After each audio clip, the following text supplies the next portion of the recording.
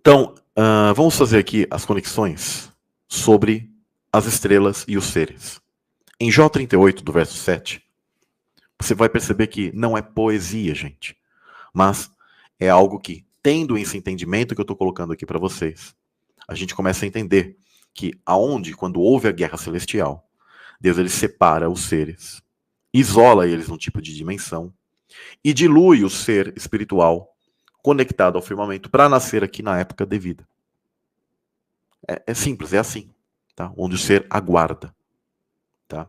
Esse é o entendimento, não é o entendimento pagão, é o entendimento hebraico. Por que pagãos eles também tinham essa noção? Ora, porque eles tinham a noção de como as coisas funcionavam. Com o tempo, o que eles acrescentaram, que é equivocado, é de dizer que o ser reencarna. E mais equivocado ainda é o que hoje as pessoas estão dizendo, que tem seres que vêm de outros planetas, que vêm de não sei da onde lá e tal, e que eles ficam vindo aqui na Terra como se a Terra fosse um tipo de local onde eles ficam fazendo uma bagunça, fazem o que querem, né? Vem de tudo quanto é parte. E não é assim, tá? Aquilo que o pessoal chama de extraterrestre, na verdade, se trata de seres malignos, extradimensionais, que querem vir para este mundo físico. Então, lendo Jó 38:7 diz: Quando as estrelas da manhã cantavam juntas, e todos os filhos de Deus gritavam de alegria. Ou seja, aqui gritavam de júbilo. Isso aqui está falando da vitória celestial dos seres, que Deus está perguntando para Jó: onde estavas tu quando os seres celestiais eles gritavam de vitória?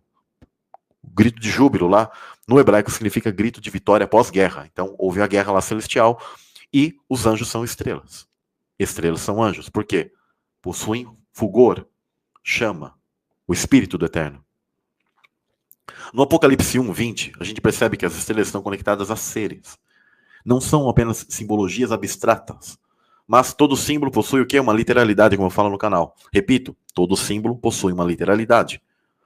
E aí diz assim, Apocalipse 1:20, quanto ao mistério das 7 estrelas que viste na minha mão direita, e dos 7 candelabros de ouro, e as 7 estrelas são anjos das 7 igrejas. Perceba que as estrelas sempre são anjos na Bíblia. As 7 estrelas são anjos das 7 igrejas. E é interessante, que aqui eu já faço a conexão, e ela é irrefutável, mas as pessoas elas vão negar o texto, quem não tem consciência. Capacidade ela tem, mas quem tem rebeldia e não quer aceitar isso aqui, sua consciência, o seu nível de consciência hoje, não quer aceitar isso aqui, ela não quer entender que Deus ele sempre faz o trocadilho de estrelas, anjos e humanos. Estrelas, anjos e humanos. Sempre estão conectados. Nunca a escritura ela desconectou isso. Sempre conectou isso. Por quê? Porque estrelas, ou seja, brilho, onde retém o ser, somos anjos, e anjos que vêm aqui como humanos. Participantes de carne e sangue. Aí você começa a entender todos os textos. Você fala, poxa, agora eu estou entendendo. Né? Em Judas 1, também fala sobre a questão de anjos, só que no caso ali de anjos caídos, da semente do mal, que adentrou no hall dos cristãos. Adentrou entre os irmãos. Por isso que ele vai fazer conexão sobre os seres que também desceram lá no Gênesis 6. E ele vai falar sobre a semente de Caim. Ele vai falar sobre aqueles que adentraram pelo caminho de Balaão, ou seja, os sacerdotes que acabaram se corrompendo. E é interessante que ele vai falando sobre todas essas questões, e em dado momento, em Judas 1, eu vou até fazer a leitura aqui, ele fala sobre as estrelas errantes. Deixa eu pegar aqui. Que são o quê? Anjos. Né? Deixa eu pegar aqui. Judas 1. Ele vai comparando várias questões. E aí eles dizem o seguinte. Estes, está falando sobre essa semente maligna infiltrada dentro dos cristãos da época. E aqui, quando o pregador ele vai ler essa passagem aqui, eles leem para vocês como se fossem pessoas que são más, mas prestem bem atenção a como a escritura está falando sobre esses que estavam infiltrados dentro do contexto dos cristãos. Tá? Porque tanto que ele fala assim, ó, lá no verso 4, porque se introduziram alguns que já antes estavam escritos para este mesmo juízo, ou seja, semente da serpente, para a existência desses seres, só que malignos. Homens ímpios, ou seja, como humanos, só que malignos, maus. que convertem de solução o perdão de Deus, a graça de Deus, e negam a Deus, o único dominador e Senhor nosso, Jesus Cristo. Ou seja, eles negam a Cristo e negam a Deus. E aí, mais abaixo, diz o seguinte, né? Vou fazer a leitura. Ai daqueles por quem entram pelo caminho de Caim, ou seja, imitam a ele e nascem da descendência maligna de Caim. E foram levados pelo engano do prêmio de Balaão e perecem na contradição de Coré. Ou seja, querem ser sacerdotes, mas são sacerdotes que não foram chamados por Deus. E aí diz, estes são manchas em vossas festas de amor, banqueteando-se convosco. Estavam ali junto com os caras, né? Apacentando-se a si mesmos, sem temor. São nuvens sem água, levadas pelos ventos de uma parte a outra. São como árvores murchas e infrutíferas, 2 vezes mortas. Por que 2 vezes mortas? Morreram lá e aqui são mortos. A Escritura chamava, por exemplo, uma das raças de Néfilins de Rafaim, que significa os mortos que caminham, os mortos que estão aí entre nós. Né? Já viu o Walking Dead? Né? Walking Dead é a mesma, são demônios, né? Que estão aqui caminhando em corpos. Né? 2 vezes mortos. Olha que interessante isso. Né? Só para quem entende essas coisas, que consegue entender essas descrições da Bíblia. Desarraigadas. Lembra que Jesus fala de arrancar da raiz a semente maligna? Ondas impetuosas do mar, que escumam as suas mesmas abominações. E olha que interessante aqui. Estrelas errantes, que é o termo planetai no grego, tá?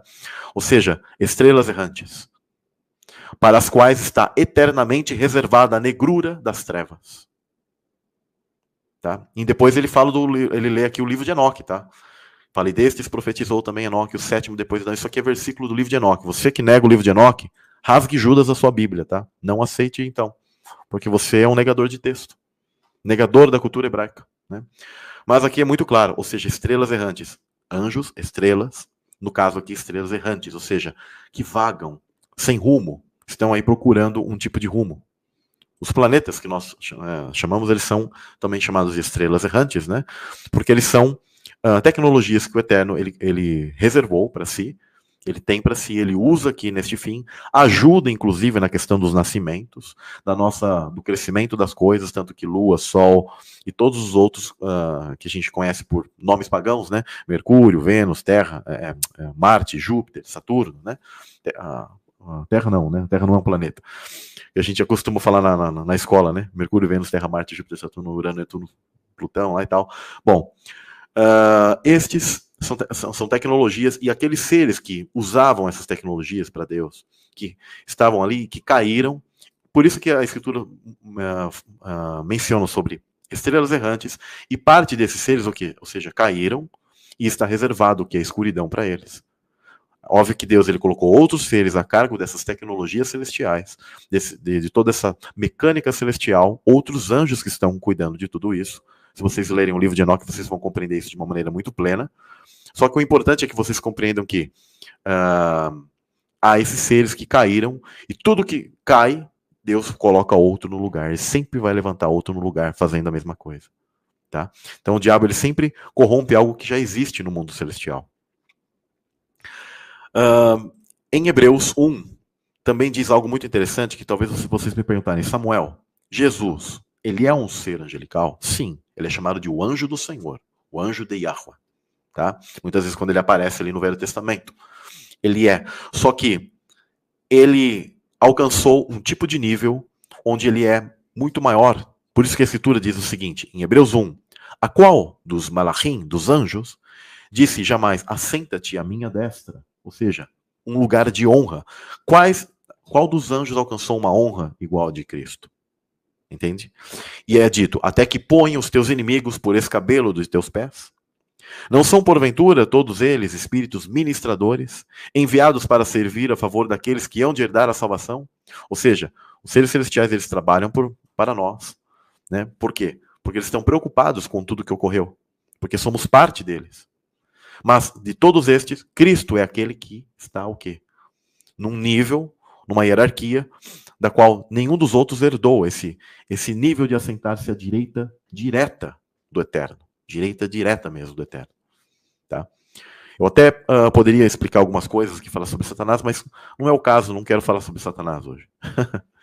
Então, inclusive, em Judas, lembrando que na carta de Judas, que fala sobre questões de estrelas e sobre anjos, fala em Judas 1,9 e ela refuta essa questão de Miguel ser Jesus, tá, pessoal? Isso aí não tem nada a ver, isso é uma má interpretação de alguns irmãos aí e tal, completamente equivocada, tá? Onde diz, mas quando o arcanjo Miguel, contendendo com o diabo, estava discutindo sobre o corpo de Moisés, isso aqui é um apócrifo, tá? A Assunção de Moisés. Ele não teve a pretensão de pronunciar um julgamento blasfemo, mas disse, o Senhor te repreenda. E a autoridade está o quê, gente? No nome de Cristo. O próprio Cristo não repreenderia o diabo. Então Miguel não é Jesus. E é muito claro quando você lê todas as outras literaturas hebraicas, como o livro de Enoque, etc., você vê que Miguel é outro ser, completamente diferente de Cristo. Não tem nada a ver. Tá? Hebreus 13:2 fala algo muito interessante que eu vou falar brevemente aqui com vocês. Não negligencie a hospitalidade com estranhos, pois assim alguns acolheram anjos sem saber. O termo aqui ele é intercambiável tanto para pessoas, tá? Porque nós somos anjos, e também porque existiam os anjos chamados vigilantes, onde eram seres que vêm aqui não nascem de mulher, de carne e sangue. Por isso que Jesus ele fala dos que nasceram de mulher, ele fala sobre, por exemplo, João Batista, né? Este é o que não houve como ele, ou seja, que nasceram de mulher. Não, existe algum ser que vem para cá e não nasce de mulher? Na verdade, os seres celestiais, eles vêm aqui quando eles têm um tipo de missão chamados de vigilantes, e eles tomam um tipo de forma corpórea, tá? Ele não nasce de mulher, mas ele fica aqui por um tempo. Come, bebe, esses são aqueles anjos que eu já, em várias lives, já falei para vocês, que estão ali, por exemplo, com Abraão. Aliás, eu entendo que Cristo já está ali atemporalmente e temos as duas testemunhas ali, tá? Conectada a Enoque e Elias. Mas você pode entender outros seres celestiais, não há problema. O importante é que vocês compreendam que existia essa questão dos vigilantes. E muitos anjos que caíram também tinham essa capacidade. Quando você lê, por exemplo, na arqueologia, Tábua Esmeralda, fala que entre os homens existiam certos tipos de seres, que eles chamavam eles de répteis, tinham aparência como se fossem reptilianas, e que eles se escondiam entre os reis e tomavam o lugar dos reis e se escondiam entre os magos, entre os sacerdotes, etc. Ou seja, seres malignos que tinham essa capacidade também de vigilantes e que conseguiram, por um tempo, ficarem aqui entre a humanidade. E é dito que os sábios, esses sábios na Tábua Esmeralda, os mestres, chamados de os mestres, eram os únicos que conseguiam identificá-los e com o poder de som, isso é interessante, da palavra, eles conseguiam mostrar a face verdadeira desses seres. Olha o que está na arqueologia, nesses livros, né? Nessas tábuas antigas, na Tábua Esmeralda. Né? Onde até a galera que gosta de extraterrestres associa essa questão com reptilianos, que não sei o que e tal. Sendo que, na verdade, a gente está falando de anjos caídos com esse tipo de poder. E os hebreus já conheciam isso aqui, ó. Hebreus 13:12 já está falando disso. A Bíblia já está falando disso no Gênesis. Só que aqueles eram anjos malignos que se passavam por estes. Né? E na Tábua Esmeralda, quando fala dos mestres, eu entendo que eles estão falando dos profetas, que eram os mestres que, segundo a Tábua Esmeralda, eles foram enviados também por Deus para combater a estes e dar um pouco de sabedoria para as pessoas que estão aqui na Terra. Ou seja, profetas, mestres, os heróis da fé, para a existência pura. Tudo as lacunas fechadas, mas os negadores de texto não suportarão isso.